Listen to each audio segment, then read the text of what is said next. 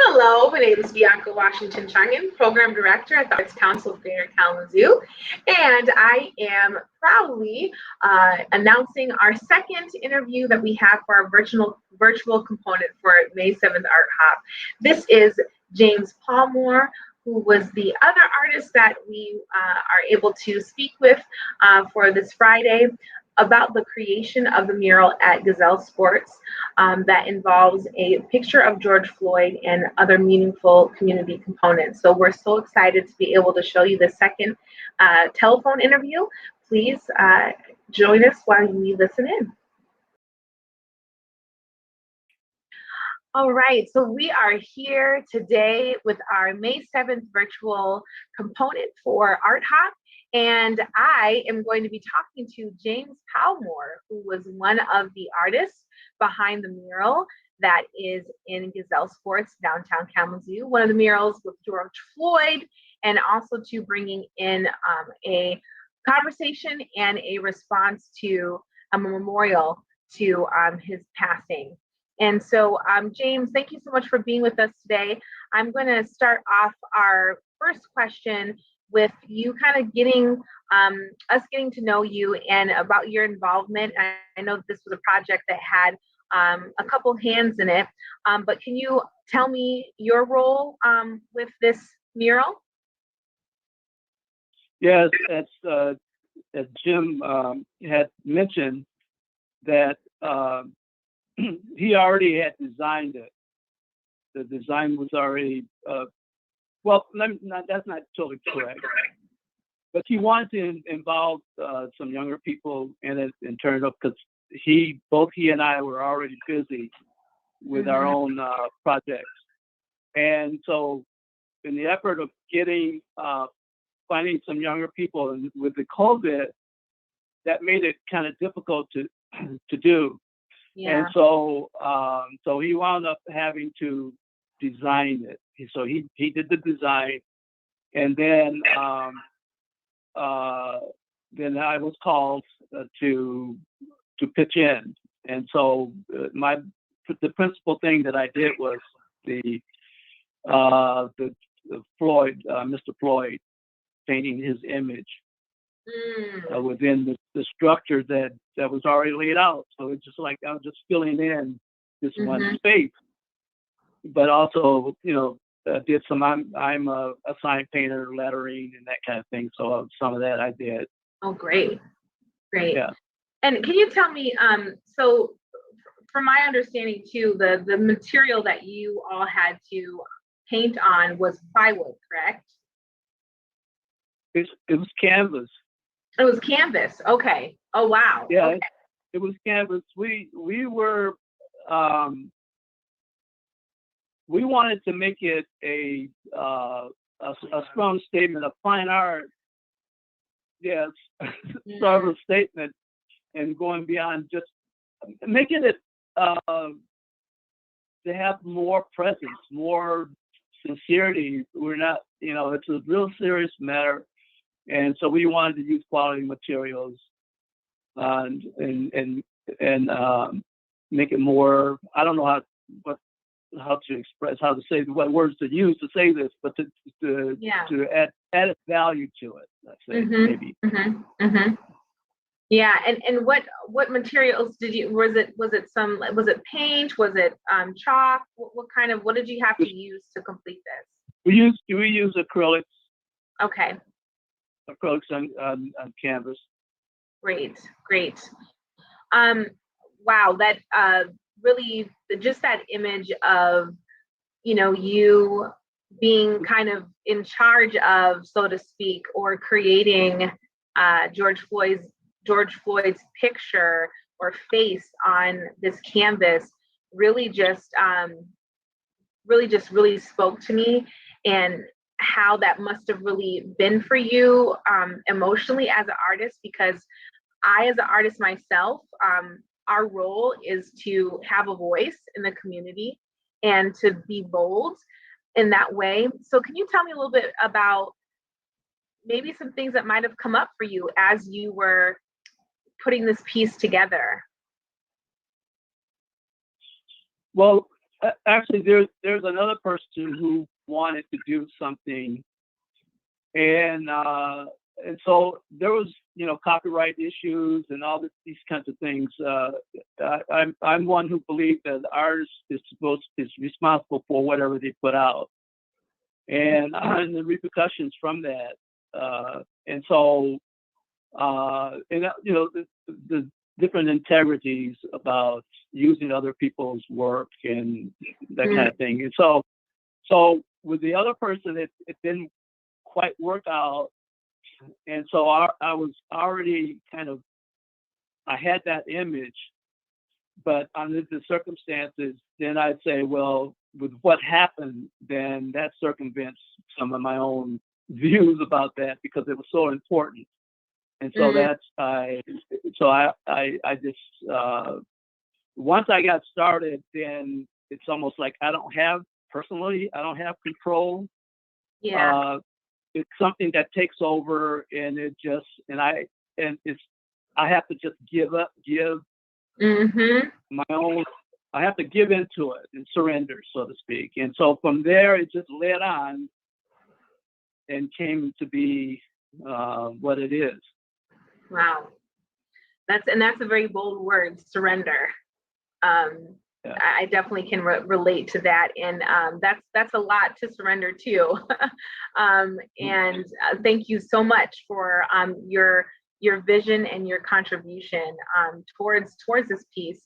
Can you just also give us your own personal desire on when people see this piece, what do you want them to get out of this piece? Well, I think there's some honesty, the courage to look at this in a realistic way, and to actually look at history and study that and understand the humanity that's involved in the history and how all this came to be, because there's a lot of distortions. We all know about people being marginalized, or their history, the true history is not being revealed, and it's covered up by those few who want to dominate, and that has to do with their own idea about who they are. The whole notion that someone is superior to another person, and if they really are superior, they don't have to do these other things to prove that they are. Yeah. So there's some inadequacies about this, some dishonesty about who they really are, and why they do the things that they do. Some power structure, all these different things is involved in that, and we as adults need to be adults and stop behaving like teenagers. No disrespect to teenagers, but we have to.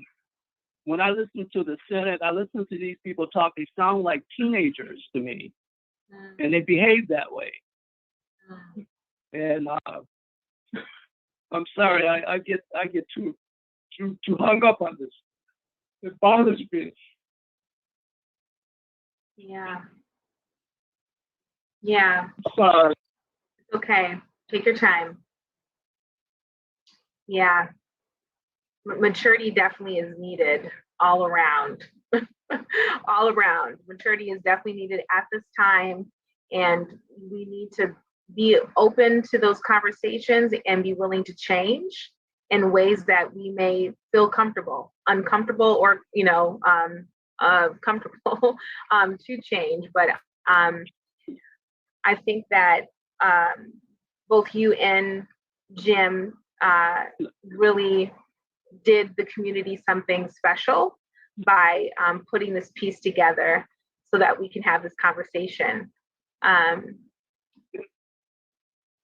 Is there anything else in this? Yeah. Yeah, is that a lot of this, they say this is human behavior. And that's a scapegoat. It isn't human behavior. This is learned behavior. And there's a lot of sick people that mental illness is passed on from generation to generation within that a close structure.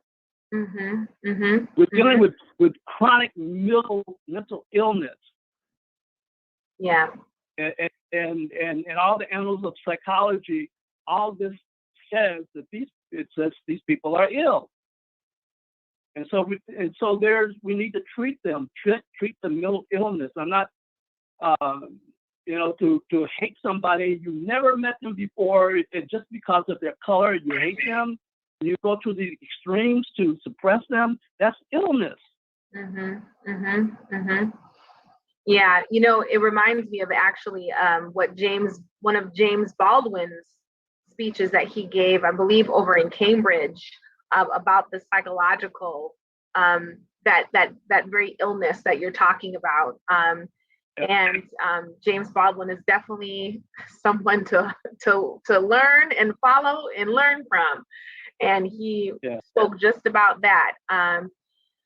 So we've got a lot of work to do. I think with COVID and being something that has put us in some isolation and time of reflection, we've got a lot of work to do. And I think that artists are really coming out and we're seeing them in a new light. And I'm looking forward to supporting this piece, and the public will get to see this piece. And June 4th, it will also become a art stop. And so we're so thankful for you and Jim for honestly stepping in and stepping up even amongst your busy schedule and making sure that this happens. And thank you. I appreciate that. And James, for you, are there just to kind of close us out, are there any other projects on your end in terms of your medium? Do you also do sculpture or acrylic paintings? What do you partake in? Well, pretty much the same as Jim Jackson. Only I'm not a designer. He's an excellent designer, and but we share a lot in common about found objects and recycling, repurposing. I mix that in, and I do photography. I do whatever the subject says. I follow that. If it says you need to use rubber, then I go and find the rubber. If it says you need leaves, I find the leaves. So I do whatever it calls for to get it for it to come to being. And so I'll use whatever I need to use. And so that's different media, different forms. So I dabble in all, because I follow whatever the message that wants to come out is trying to come out. That's fantastic. Fantastic. Well, I'm looking forward to continuing to keeping in touch with both of you and the projects that you've got going on, and so that we can hopefully connect more now that we've had a chance to talk. I just thank you so much, James, for being with us. And I look for, will you be going down during the time where they're going to be revealing the mural again for Gazelle Sports? When I didn't know what was going on, but yeah, maybe it depends on what's going on, because as Jim said, there's some things that's happening that now that I have to attend to. I live by the moment. I respond to the moment, and so I don't like being a liar. So a lot of people know me. I try to avoid making concrete appointments about where I'm going to be at a given time. well, if I see you, I'll make sure to come over and speak to you. Okay. Yeah. All right. Thank you so much, James. Appreciate you, and look forward to continuing to connect with you. Thank you so much for being with us today. Thank you. for the Thank you. opportunity. Yes, thank you.